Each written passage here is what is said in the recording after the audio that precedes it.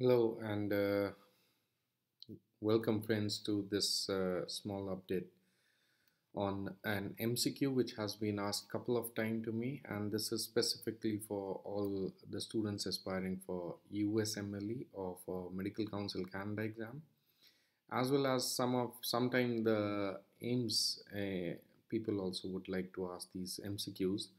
So here it goes that the researcher decided to use a tumor antigen for colon cancer in high-risk patients, assuming that the disease prevalence in the study group is similar to that in the target population. Therefore, moving from point B to point A may affect the PPV in which of the following ways? So the PPV will increase, decrease, unchanged, or cannot be commented.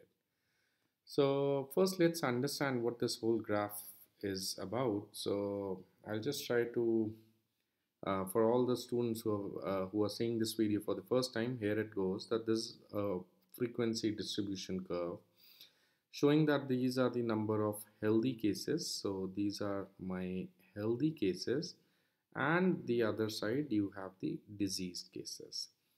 So these diseased cases have the antigen concentration from something till something, and the normal patient had from something to something. And you can obviously see that these normal patients had a low kind of antigen, and as we go ahead, the antigen quantity or the number would actually increase. So you can see from here that lower antigen levels were found predominantly in the healthy individuals, whereas the diseased individuals were with higher antigen levels. So the story which goes on is that now these number of people who are low antigen, that is, these are the healthy people, you can see if I keep my cutoff as B, if I keep my cutoff as B, you can see that there are some people who were actually healthy, and they by chance they were any patient who's like more than this would be diagnosed with a disease. So these were actually healthy and they were diagnosed with disease. So predominantly, like basically what we can call them is that these are our people who were healthy but by chance test positive. So we can say that these are my false positives. If we keep point B only as my cutoff, you can see that there were a huge chunk of patients who were actually diseased. Can you see this? So these are my patients. These, I will try to outline these. These are my patients who were actually diseased. But because of the cutoff system, these are now negative. So therefore, I would like to call them as falsely negative. So that's what this whole chart means. So therefore, now if we move from point B to point A, if we move from point B to point A, you can see that these are basically my false positive, and these are basically my false negative. So if I move from point B to point A, what happens is these all will be healthy patients and they will be regarded as positive. So therefore, if I move from point B towards A, so what is going to happen? So we will see a rise in false positive cases, and we shall also see a decline in the falsely negative case. So there is a low false negative cases. So basically, high false positivity means low specificity, and low false negative means high sensitivity.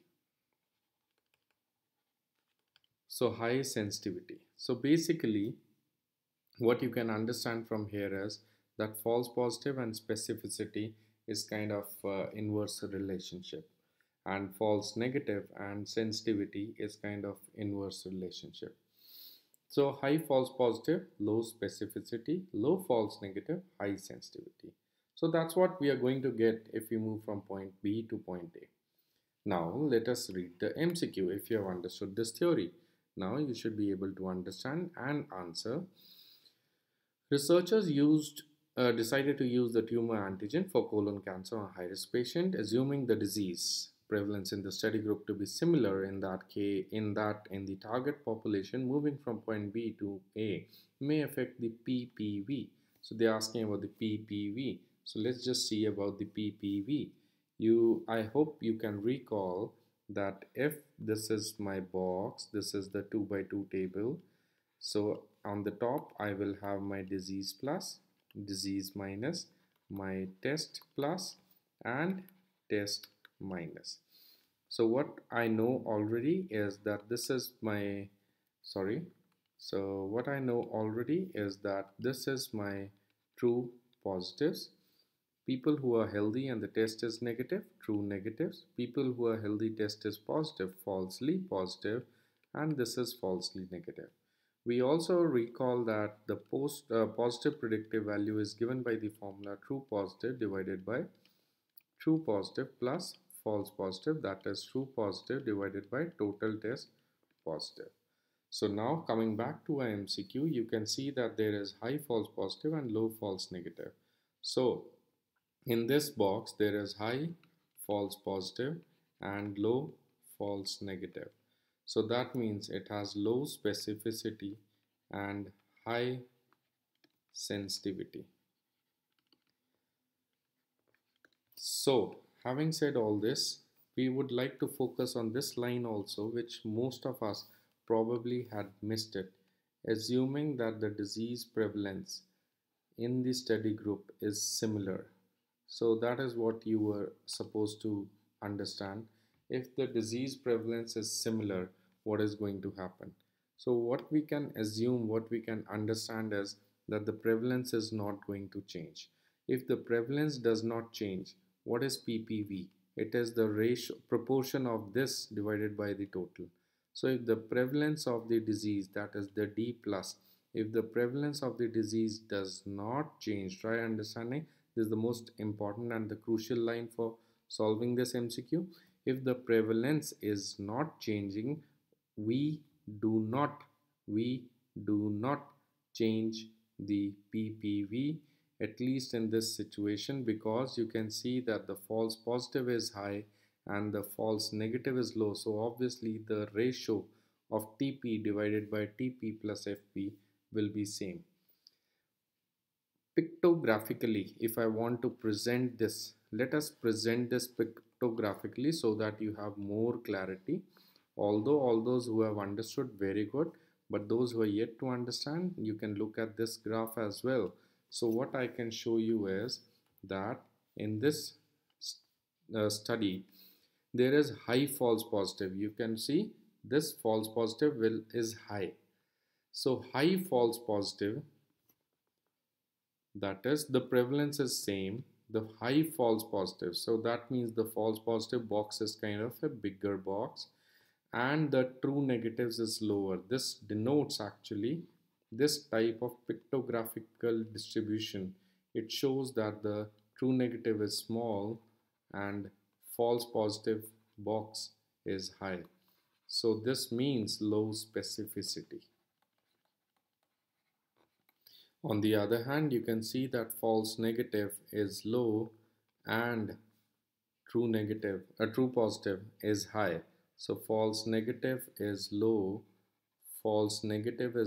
and this was the cell for true positive. You can see that it increases. So this means there is high sensitivity.